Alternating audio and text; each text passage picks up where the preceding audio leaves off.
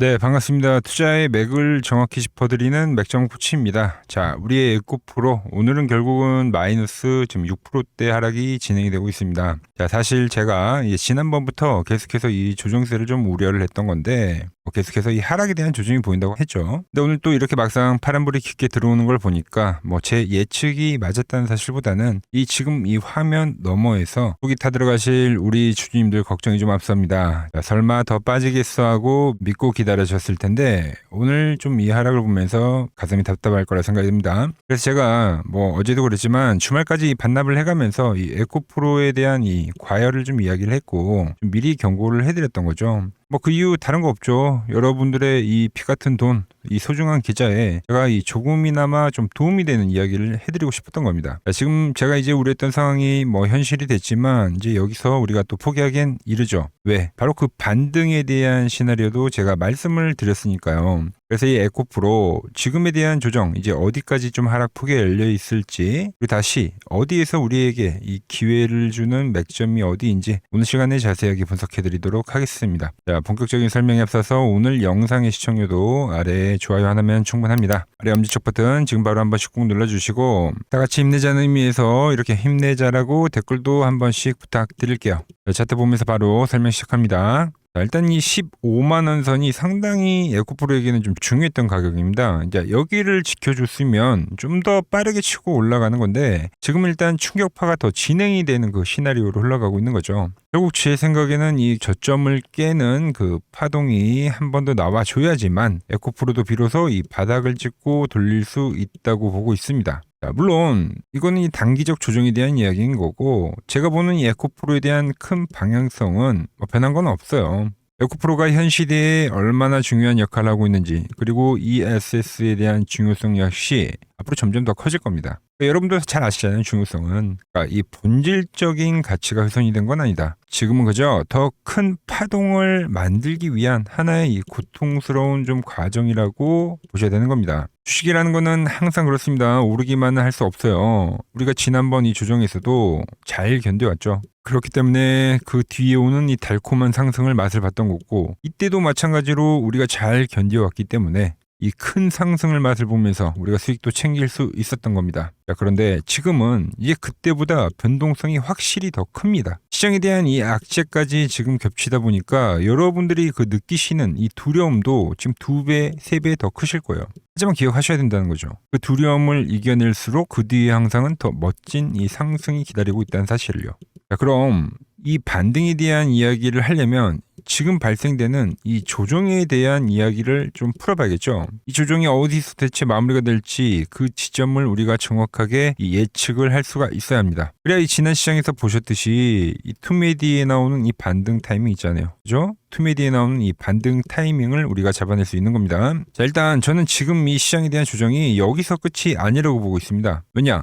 지금 시장을 우리가 철저하게 좀 분석을 해봐야 돼요. 제가 이 고점에서 떨어지는 이 음봉을 보고 나서 여러분들에게 이야기했던 건 뭡니까? 시장이 A, B, C에 대한 파동으로 진행이 되고 있다라는 이야기를 했죠. 자, 강한 하락인 A파가 진행이 됐고 그 뒤에 기술적 반등인 B파가 이어졌기 때문에 지금 필연적으로 이 C파가 진행이 되고 있다는 겁니다. 여러분들, 이 하락 C파에 대한 특징이 뭔지 아십니까? 바로 이 극한의 공포예요, 공포.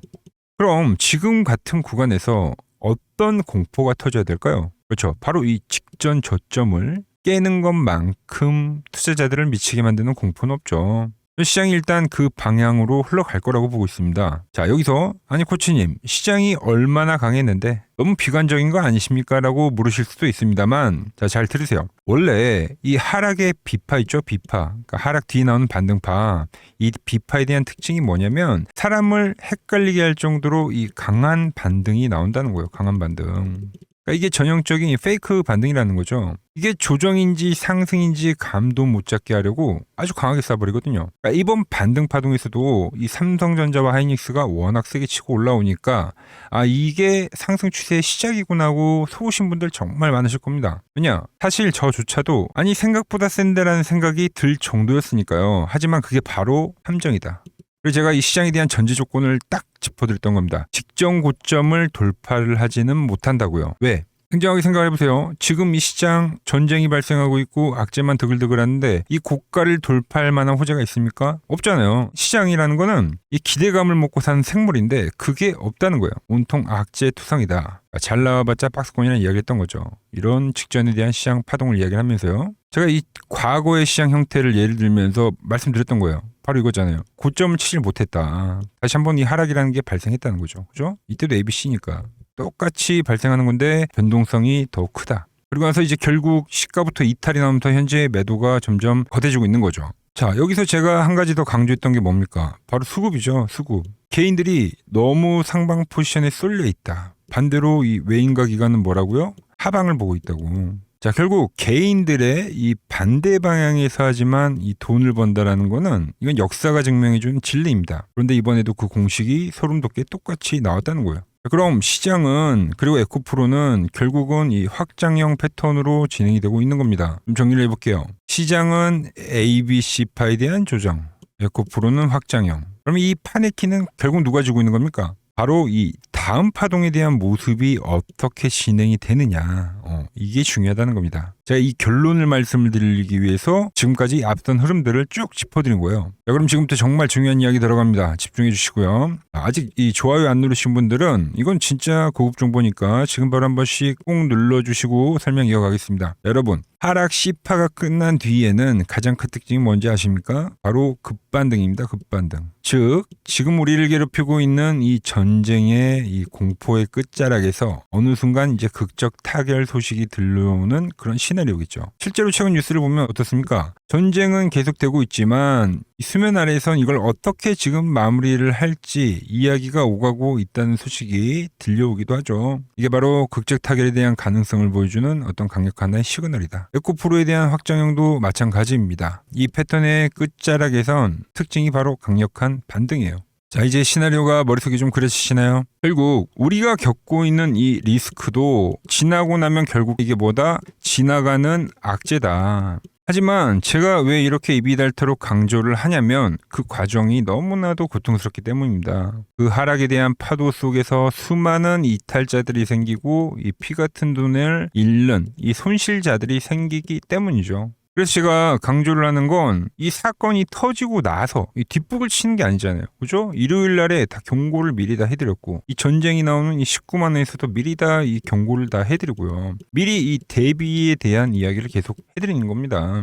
자, 설마 나오겠어라고 했던 그 하락들이 계속적으로 진행이 되고 있다. 제가 여러분들에게 에코프로에 대한 상승만 예측을 해드리는 게 아니라 이 하락에 대한 흐름까지도 전부 짚어드리고 있는 겁니다. 그리고 지금 나올 약재가 소멸된 뒤에 올 그 거대한 상승 파도를 또 여러분들께 미리 말씀을 드리고 있는 거예요. 자, 길적으로 보면은 제가 분명히 말씀드렸죠. 이 60분 봉상에서 안착을 해야 되는데 이 박스에 대한, 그죠? 근데 오늘 보면 어떻습니까? 안착을 못한 거예요. 그러니까 안착 이후에 이 돌파가 나와야지 매수에 대한 타점이 되는 건데 오히려 개파락으로 밀어버린 겁니다. 이건 이제 하락 추세가 그대로 이어지고 있다는 신호로 받아들여주셔야 돼요. 하락과 비추세에 대한 하락. 중간중간 또 밀리면 깔짝깔짝 올라올 건데 그거 진짜 반등 아닙니다. 제가 앞서 말씀드린 전형적인 이 페이크성 반등이라는 것, 일시적 반등이라는 거 아시겠죠? 자, 그럼 우리는 이제 이 에코프로 어디까지 기다려야 됩니까? 바로 이 파란 밴드까지죠. 일단 이 파란 밴드 구간까지는 우리가 엉덩이 무겁게 기다려보자는 거예요. 가격대로 짚어드리면 그게 뭐 12만 원부터 뭐 12만 5천 원 선 사이가 될 겁니다. 여기가 이번 하락의 가장 중요한 승부처가 될 거예요. 이 구간까지 일단 내려오는 걸 확인을 하고 시장의 전체적인 수급, 움직임 제가 정밀하게 좀 파악을 해가지고 그 다음 진짜 맥점을 여러분들에게 짚어드릴 겁니다. 여러분, 제가 이 고점에서는 왜 입이 닳도록 리스크 관리를 외쳤는지, 그리고 이제 이러한 저점 구간에서에 대한 매수 이런 거를 왜 강조를 하는지 다시 한번 곰곰이 생각해 보시기 바랍니다. 결국 우리가 하는 이 투자라는 거는 이 자리 싸움과 같은 거예요. 자리 싸움. 그러니까 좋은 자리를 차지해야지만 이길 수 있는 싸움입니다. 이번 하락의 끝자락에서 저와 함께 좀 제대로 된 맥점을 잡아보실 분들은 화면 아래 번호 보이시죠? 010-6518-5019로 맥점이라고 문자 한 통 남겨주시면 됩니다. 그럼 제가 여러분들의 계좌를 살릴 수 있는 그 결정적인 타이밍 확실하게 짚어드리도록 할게요. 자, 그리고 여러분들에게 이 도움이 될 수 있는 좀 정보를 말씀을 해드려야 될 것 같은데, 그래서 이 현재 시장에서 우리가 주목해야 할 제가 이 핵심 종목을 하나 가지고 왔습니다. 자, 여러분, 항상 이 시장에서 이러한 이 위기는 분명 존재했습니다. 하지만 그 위기 뒤에는 항상 기회가 뒤따랐다는 거죠. 자, 차트를 보면서 한번 설명을 해드리면, 자, 제가 이 코스닥, 제가 보는 이 맥점 차트로 이 파란 밴드에 터치를 할 때마다, 그때마다 이 주도 업종에 대해서 여러분들에게 좀 설명을 해드렸죠. 그래서 이 처음에 800포인트를 넘어가기 전에는 제가 여러분들에게 이 바이오주들의 상승을 이야기했습니다. 자, 보시면은 4개월 전에 이 ABL 바이오라는 종목을 이야기하면서 이 시총 10조가 바로 갑니다 라고 말씀을 드렸죠. 자, ABL 바이오 전일 시가총액이 10조네요. 그러면서 이 지수 상승 시기에 맞춰서 이 ABL 바이오가 12만 원인 게 이 25만 원까지 급등을 한 겁니다. 그죠? 이 파란 밴드에 대한 지지를 이야기를 하면서, 자, 그리고 코스닥이 이 850포인트, 이 두 번째 파란 저점이 찍혔을 때는, 그때는 이제 이 로봇주에 대한 이야기를 했습니다. 로봇주. 자, 보시면 이 3개월 전에 여러분들에게 클로봇이라는 종목을 말씀드렸죠. 그때도 이 850포인트에 대한 거를 제가 계속 강조를 해드렸고, 그때 이 클로봇이 이 노란 밴드 이 4만 원일 때 여러분들에게 말씀드렸던 거예요. 그러면서 이 지수가 상승을 하면서 클로봇도 이 8만 원대까지 상승을 해줬죠. 딱 요때입니다. 요때. 자, 그 뒤에는 제가 이 1000포인트에 대한 돌파를 말씀드리면서 그때 이제 이 우리 기술과 이 한미 반도체, 즉 이 반도체 부품주에 대한 이야기와 이 에너지에 대한 이야기를 했죠. 그러면서 이 한미 반도체는 우리 10만 원 라인에서부터 이 33만 원대까지 급등을 보여줬고, 우리 기술 역시 이 5천 원 라인대부터 수직 상승하면서 벌써 이 2만 5천 원까지 도달을 했습니다. 엄청난 폭등을 만들어냈다는 거죠. 공통점이 뭡니까? 지수의 하락 그 막바지에서는 다음 이 주도주가 생기거나 이 새로운 테마가 형성이 되었다. 이번에도 마찬가지죠. 이번 조정기가 마무리가 되면 나오는 거는 이 새로운 테마와 주도주입니다. 그래서 오늘은 제가 그 이야기를 좀 해보려고 하는 거예요. 자, 저는 이 다음 테마는 여러 테마들이 물론 발생하긴 할 건데, 제가 주목하는 거는 이 대북주입니다. 대북주. 이 대북주는 매번 테마가 형성이 될 때마다 성격이 좀 달랐습니다. 먼저 이 과거에는 이 금강산 관광이 열리면서 이 관광주들로 해서 수급이 엄청나게 발생했고요. 그 다음에는 이 철도에 대한 유라시아죠. 유라시아 철도에 대한 이야기가 나오면서 철도주들이 엄청나게 급등을 했어요. 그리고 이 개성공단이 만들어지니까 이제 거기에 상주에 있는 이 개성공단 관련주들이 아주 난리가 났죠. 매번 발생했던 테마이긴 한데 그때마다 성격이 달랐다. 자, 그리고 트럼프와 이 김정은이 18년도에 싱가포르에서 만났죠. 그때는 이 비료주들 그리고 이 모든 섹터들이 전체적으로 상승을 하는 움직임이 나왔습니다. 자, 그런데 이번에 다시 한번 이 대북주에 대한 움직임을 우리가 예의주시해야 된다는 거죠. 자, 이미 시작을 한 종목도 있습니다. 최근에 이 트럼프가 김정은 이야기를 꺼낼 때마다 올라왔던 게 이 코데지 컴바인이죠. 이미 시작을 했고 이 밴드에 대한 지지를 받으면서 이번 툼에서도 밴드에 대한 지지를 받으면서 대장에 대한 역할을 하고 있다. 그런데 제가 이미 올라온 거를 말을 한 사람이 아니죠. 저는 이 이란과에 대한 전쟁이 마무리가 되면서 이 트럼프에 대한 다음 행보는 이 로켓맨을 향해 갈 확률이 지금 매우 크다라고 보고 있습니다. 자, 트럼프 입장에서는 이것보다 정치적으로 이 트럼프에 대한 이미지를 개선할 만한 게 없어요. 여러 가지에 대한 이 시나리오들, 퍼즐들이 맞춰지고 있는데, 그래서 설명을 좀 해드리면 저는 이 대전환의 서막이 지금 현재 열리고 있다고 보고 있습니다. 최근 흐름을 보자고요. 먼저 우리가 볼 수 있는 거는 이 김정은에 대한 전략적 분리를 볼 수 있습니다. 최근에 이 한국은 적이지만 이 미국은 뭐라고요? 이 대화에 대한 상대라고 표현을 했죠. 대한민국을 제1의 적대국으로 규정을 하면서 긴장을 좀 높이는 듯 보였으나, 이는 우리가 생각을 할 때 역설적으로 이 미국과에 대한 이 협상력을 높이려는 이 김정은의 전략이죠, 전략. 즉, 이 한국을 배제하고 미국과 직접 판을 짜겠다는 이 통미봉남의 현대적 변형이라고 볼 수가 있습니다. 언제든지 이 미국과는 급격한 이 대화 국면으로 전환이 될 수 있는 이 비즈니스적 밀당이라는 거죠. 자, 그리고 두 번째로 이 트럼프를 보자고요. 트럼프 역시 이 김정은과의 만남을 자기 자신의 이 최대 외교 업적으로 꼽죠. 최근에 이 한국에 방문을 했을 때도 김정은과 재회를 하지 못한 거에 대한 상당히 아쉬움을 나타내기도 했습니다. 트럼프는 원래 이 복잡한 다자 외교보다는 이 탑다운 방식의 좀 파격적인 합의를 선호하는 인물이죠. 그래서 지금 이 한반도만큼 가장 이 역동적인 이 비즈니스가 없다라는 거예요. 트럼프에게는. 그리고 미국의 이 중간 선거가 열리죠. 근데 이 트럼프에 대한 이미지가 상당히 좋지 않습니다. 이 이란과의 전쟁 때문에. 이 이미지를 쇄신하려고 하면 이 트럼프의 최대 업적이자 트럼프만이 할 수 있는 것을 결국은 실행할 거다라는 거죠. 뭐죠? 이 로켓맨과의 대화. 이것만 한 게 없다는 겁니다. 우리 정부 역시 이 대북 관계의 갈등 해소는 상당히 오랜 기간 동안 이야기를 해온 겁니다. 현재 이 정부가 강력하게 추진하고 있는 게 뭡니까? 이 기업 밸류업이죠. 그리고 이 MSCI 선진국 지수의 편입이라는 이 목표를 달성하기 위해서라도 이 대북과에 대한 이 리스크에 대한 관리는 무척이나 중요합니다. 자, 사실상 이 국내 증시가 이 저평가, 즉 이 코리아 디스카운트의 가장 근본적인 원인이 뭡니까? 바로 이 북한과의 지정학적 리스크죠. 이게 해결이 돼야지만 이 증시 전체가 리밸류에이션이 일어나기 때문에 여야 막론하고 이 대북과의 관계를 해결해야 되는 숙제와 같은 거다라는 거죠. 그리고 과거 이 짐 로저스라는 세계적인 투자 건물이죠. 짐 로저스가 강조를 했던 게 뭡니까? 자기의 이 전 재산을 걸 가치가 있는 이 마지막 기회라는 단어를 쓰면서 이 북한에 대한 이야기를 했죠. 그때 이 짐 로저스가 강조를 했던 거는 우리나라와의 이 통일론이 아닙니다. 이 개방에 대한 파급력에 집중을 한 거죠. 자, 생각을 해보세요. 가장 이 폐쇄적인 국가가 북한인데 이 북한이 열릴 때 발생하는 이 에너지에 대한 그 총량, 그거를 이 짐 로저스가 이야기를 했던 겁니다. 자, 현재 대북주는 이 단순한 이 정치적 테마를 넘어서 지금 이 글로벌 리더들에 대한 이 의지, 그리고 이 물류혁명에 대한 혁명, 특히 이 자본에 대한 논리가 맞물리는 상당히 변곡점에 와 있다. 주식이란 건 그렇습니다. 언제 가장 파급력이 있습니까? 없던 게 발생하면 그 파급력이 상당히 강력하죠. 가장 어두울 때 해 뜨기 직전이라는 말처럼 현재 이 냉기류들 있죠. 이걸 역설적으로 생각을 하면 이 개방에 대한 그 파도가 밀려오기 전에 이 썰물일 수가 있다는 이야기입니다. 그래서 이미 제가 보고 있는 종목에서는 이미 현재 상황에 맞게 이 수급들이 붙고 있더라.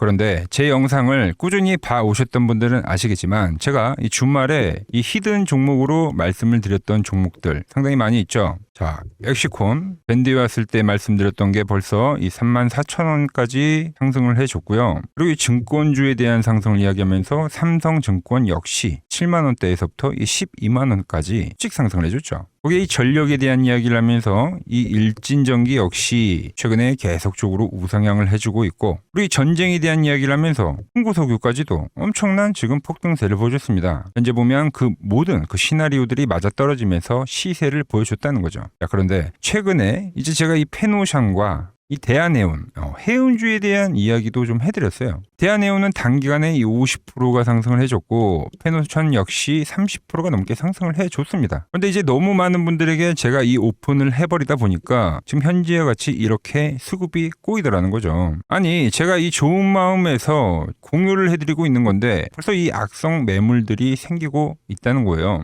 그래서 이번 종목은 제가 이 오픈을 하지는 않겠습니다. 이 대북주라는 힌트는 제가 드리겠지만 조용히 먹겠다는 거죠. 자, 단 저에게 문자를 보내주신 분들에게는 제가 이 부분을 오픈해드리도록 할 겁니다. 저도 이 시나리오를 정말 이 오랜 시간 추적 관찰해온 만큼 정말 이 잘 따라오실 수 있는 분들에게만 드리는 게 맞다는 거죠. 그래서 제가 이 준비해놓은 대북주 관련된 이 자료, 그리고 시나리오, 그리고 이 종목을 받아보실 분들은 이 아래 번호로 이렇게 맥점이라고 두 글자 남겨주시면은 제가 보는 이 핵심 종목, 우리가 어느 구간에서 이 매집을 해가야 되는지, 그리고 어느 구간까지 우리가 끌고 가야 되는지 이 시나리오까지 아주 자세하게 말씀드리도록 하겠습니다. 아시겠죠? 자, 현재 시장 너무 힘들다고 지쳐 계시 마시고 매번 시장은 이 위기 뒤에 기회를 줬듯이 분명 이번 시장 역시도 이 위기회라는 말을 좀 머릿속에 새기면서 제가 준비한 종목 받아보시고 힘내시기 바랍니다. 오늘 제가 준비한 내용은 여기까지고 여기서 마무리하도록 하겠습니다. 아직 구독과 좋아요 누르지 않으셨다면 오늘만큼은 꼭 한 번씩 눌러주시고 저는 더 좋은 정보 들고 내일 인사드리도록 하겠습니다.